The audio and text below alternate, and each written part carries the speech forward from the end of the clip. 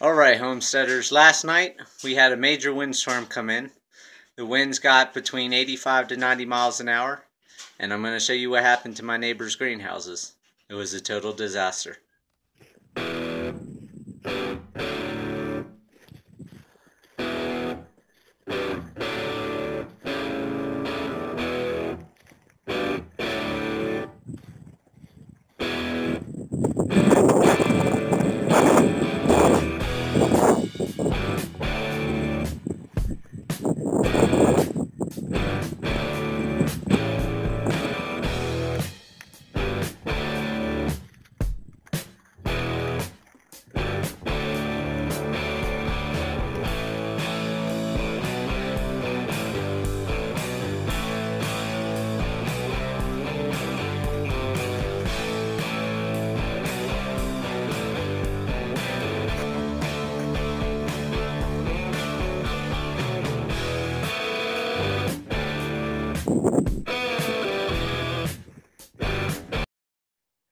Live happy, live free.